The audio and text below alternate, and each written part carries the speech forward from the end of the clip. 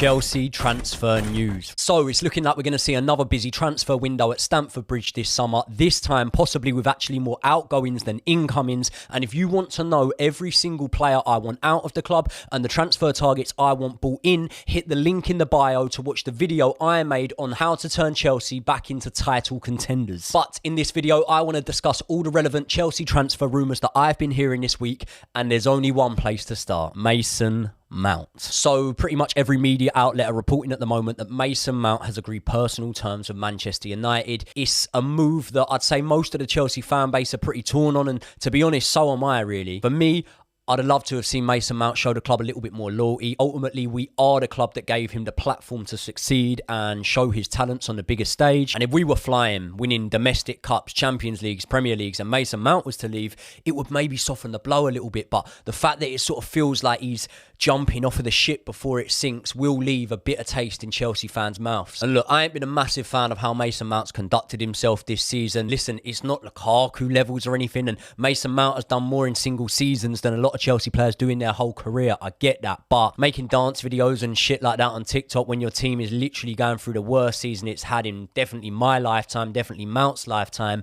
yeah, it just don't really sit right with me. Now, Mount's wages are too low. We all accept that, but let's not pretend like there's no middle ground. It's not like Chelsea haven't budged on this. It's reported that he was offered about 170 grand a week, which he turned down. And if that is the case, to be fair, I can sort of see where he's coming from. That's less per week than we're paying Cucurella, David Datro Fofana, Koulibaly. But then that says more just about the absolute shambles of wage structure that we've given out since Todd Bowley's takeover, rather than how much we value those players. What Matt apparently wants to earn is the same amount as the other leading academy product in our team, Reece James. But I'm just going to be honest with you, and this is going to upset a few people. Mason Mount is not Reece James. You take Reece James out of the Chelsea 11 and there is such a drop-off. It is ridiculous. You take Mason Mount out of the Chelsea 11 and for the most part, it's hard to see a massive difference in my opinion. So, yeah, ultimately, it's a shame. Look, I think that Mason Mount could have played a pivotal part under Pochettino. You look at the way he sets up his teams and the system he plays, and I think that it would have been a really good fit for Mason Mount. But at the same time, a homegrown product or not, I ain't in the boat of keeping anyone at Chelsea Football Club who doesn't want to be there. So if that's the case, then I suppose we'll have to let Mason Mount go. Anyway, on to the next one. Trevor Chalobah to Inter Milan. Yep, I always thought a transfer for Trev was pretty much inevitable this summer. You look at the fact that with academy products, you know, it's going to be 100% profit, which is obviously way more lucrative when it comes to balancing the books and complying with financial fair play. So that's why you're seeing the likes of Mason Mount leave. That's why you're also seeing the likes of Ruben Loftus-Cheek and Conor Gallagher linked with a move away from Stamford Bridge. And despite the fact that, yeah, that means we're pretty much selling off the DNA of the club, which obviously I don't agree with from a business standpoint, it sort of does make sense to sell Trev. Listen, I rate Chalobah highly and he's a player that I really like, but if you look at it, he's probably going to be, what, 5th in the pecking order? You put him behind Thiago Silva, Fofana, Badia Shill, Levi Colwell coming back off loan. So yeah, a player like Trevor Chalobah at his age can't be 5th in the pecking order for centre-back. And as well, you look at Pochettino coming in, if he does stick with a 4, that's only 2 positions that those 5 players would be fighting for. And I haven't even included Koulibaly in there because I'd actually put Trevor Chalobah in front of him. But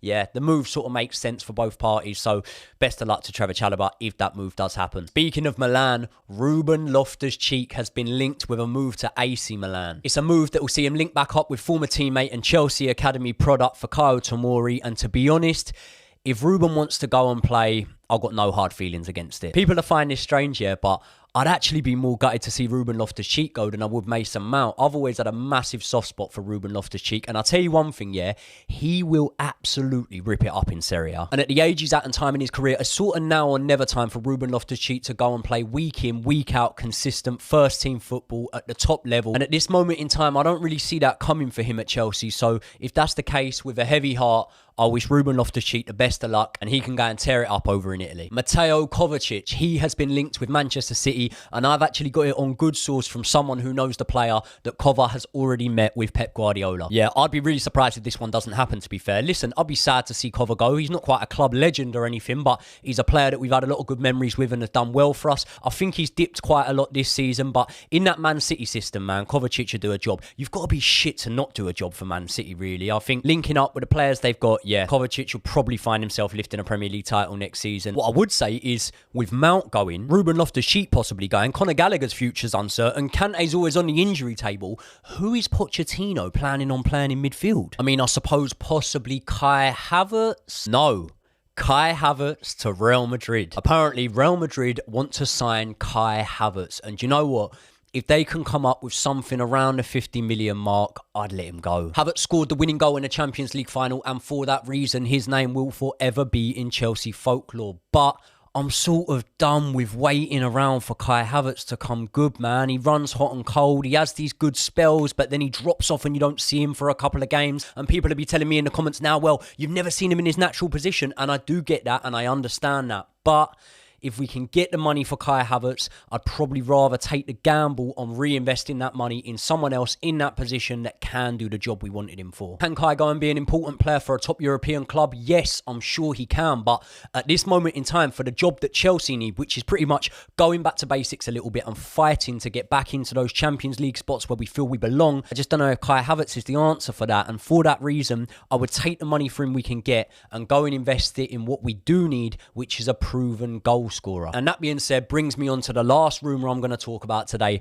Victor Osimhen to Chelsea. So the 24-year-old is going to be in massively high demand after finishing this season as Serie A's top goal scorer on 25 goals. That is 1 goal more than Vlahovic registered last season after scoring 24, and it's actually 4 less than Cristiano Ronaldo registered the season before. Now, we have, in my lifetime, dipped into the old Serie A market for strikers before, namely Hernan Crespo, Adrian Mutu, Andrei Shevchenko, and obviously most recently Lukaku. And you can sort of see the pattern there. It's never really worked out. But listen, maybe I'm being too pessimistic on this. Would I take Victor Osimhen at Chelsea? Of course I fucking would. But let's be honest, in a market where number 9s are in such short supply, are we really going to be able to attract Victor Osimhen to come to Chelsea when we can't initially offer him the Champions League football that he's been playing this season? And this is the thing, when it comes to bringing any transfer in, I feel like Pochettino is going to have to sort of charm these players a little bit, because without the fact that I'm a born and bred Chelsea fan, if I'm a player right now and I'm looking at Chelsea as my potential next club, I'm probably going to want to wait 12 months before signing a contract with them, because I'm going to want to see whether this season just gone was a blip